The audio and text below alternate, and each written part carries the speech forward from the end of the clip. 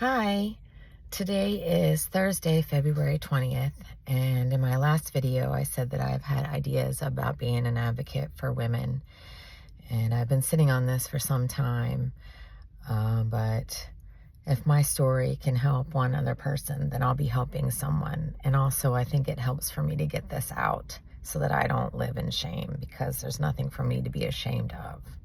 But last year, 2024, was probably the worst year of my life, because right about the time that I found out that my breast cancer had returned, I had had memories come back to me that I had suppressed for a very long time.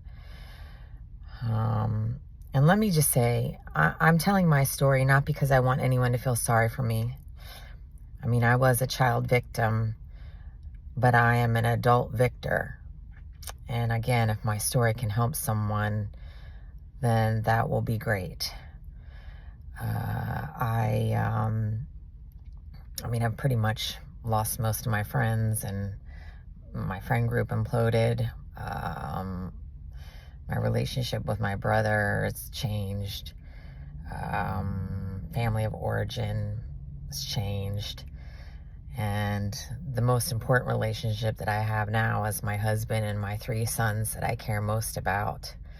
So when I had these repressed memories come back to me, of course, I called my mother to talk to her about it, and I let her know that I had these repressed memories of my grandfather sexually molesting me and assaulting me as a young girl, because my grandparents would come stay with us while my parents went on vacation. And let me just say, I was raised by baby boomer parents who were emotionally immature, dysregulated, couldn't talk about their feelings, couldn't talk about anything. My mother screamed all the time. I mean, there was emotional abuse. Really no love. I mean, it was cold in our house. She was an authoritarian parent. What she said went. And I understand that she was just perpetuating what she had learned in her life.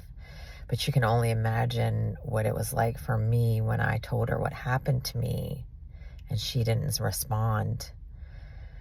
And so I waited a couple weeks, and I called her back, and I pressed her even further, and I said, "You didn't respond to me. And my only guess is because maybe something like this happened to you." And where she broke down and admitted that a priest in her Catholic church sexually abused her and my grandfather. And I don't know what other family members, but family trauma runs deep. And I refuse to keep quiet. This is my story. So she can tell her story and keep living in shame. But because of her keeping her mouth shut and silencing my voice as a child, it really didn't help me at all. I have been raising myself basically since probably 14, because my house was like a war zone growing up. I mean, we grew up in a middle-class family. I don't look like what I've been through. I mean, financially, yes, I had a nice house in a nice neighborhood surrounded by middle-class people. Even went to private school for a while. But I don't look like what I've been through. And so you can imagine that this really turned my world upside down. And now at the age of 56, through the help of my husband and therapy and, actually, I guess having cancer again has really taught me what's very important in life. And those are the relationships that are close to me.